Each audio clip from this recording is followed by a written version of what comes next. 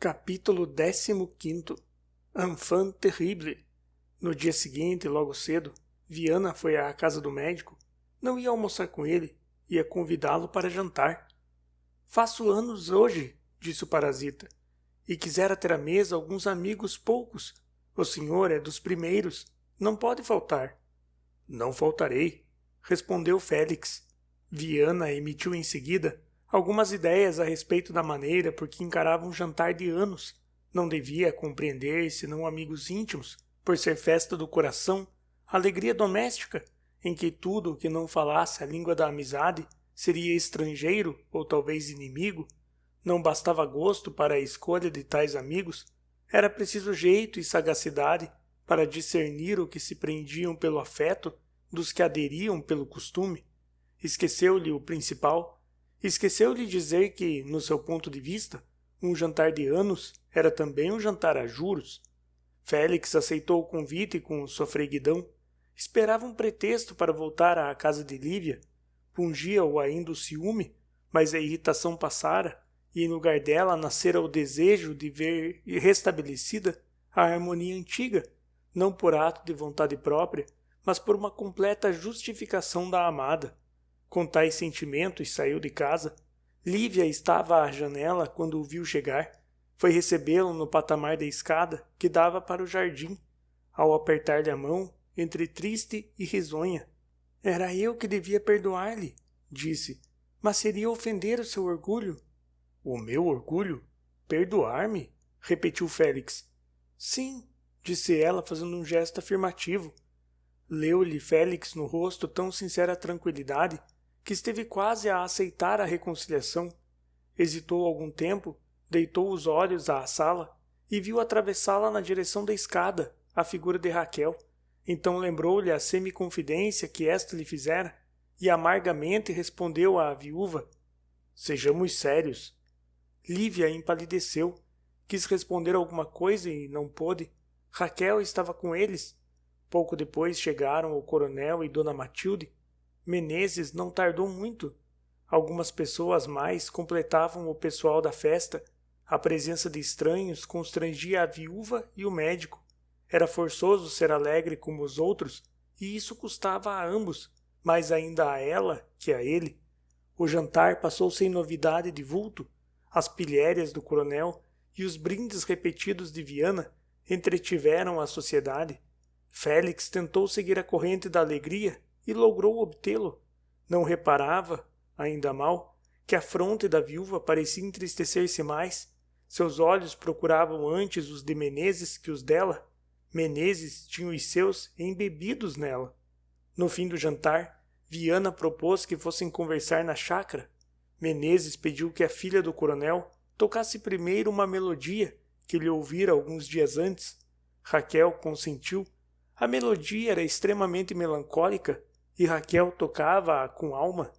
O tom da música influiu nos ânimos. Não havia só o simples silêncio da atenção, mas o recolhimento da tristeza. Em alguns dos convivas, esta impressão era mais natural e foi mais pronta. O médico, entretanto, forcejava, não só por sacudir a estranha influência, como por afetar completa isenção de espírito. Luís estava em pé diante dele, com os cotovelos fincados nos seus joelhos. Félix brincava-lhe com os cabelos, e ambos sorriam um para o outro, como se fossem os únicos estranhos à comoção geral. Ora, no meio do absoluto silêncio da sala, apenas interrompido pelas notas soltas e magoadas que os dedos de Raquel tiravam do piano, o filhinho de Lívia fez esta singela pergunta ao médico. Por que é que o senhor não se casa com mamãe? Lívia estremeceu. Raquel cessou de tocar e volveu rapidamente a cabeça para o grupo de onde partira a voz. Dos outros convivas, uns sorriam da inocente indiscrição do menino, outros observavam a viúva. Ninguém reparava em Raquel. A filha do coronel deixou imediatamente o piano. Viana lembrou então o passeio da chácara. Todos aceitaram o alvitre e saíram da sala. A espécie de acanhamento que a pergunta do menino deixara em todos para logo desapareceu de alguns. Lívia não saíra logo. A alguma distância repararam na falta dela, e Raquel propôs-se a ir buscá-la. achou-a a abraçar e beijar o filho, conquanto ela fosse mãe extremosa, não havia razão imediata para aquela explosão de ternura. Raquel estacou sem compreender nada. A viúva olhou para ela, conchegando o filho ao coração. — Que queres? Perguntou. Raquel não respondeu. A pouco e pouco se lhe ia alumiando o espírito. Olhou longo tempo para ela, como se a força quisesse arrancar-lhe a explicação que o seu coração pressentia. Enfim, pareceu adivinhar tudo. — Ama-o, então? Perguntou ela com os lábios trêmulos. — Creio que o amei, respondeu Lívia, baixando tristemente a cabeça. Se o espírito de Raquel não fosse ainda o regaço da castidade, aquela confissão mentirosa da viúva, porque ela ainda a amava, podia fazer-lhe nascer alguma desairosa suspeita, mas Raquel não viu naquelas palavras mais do que um amor medroso e não compreendido. Sua eloquente resposta foi apertá-la nos braços. Lívia apertou-a com força. Era a primeira vez que o acaso lhe deparava uma confidente. Alteava-se-lhe o seio, túmido de suspiros. 2 lágrimas lhe romperam dos olhos e foram morrer na espádua de Raquel. O menino interrompeu essa doce efusão.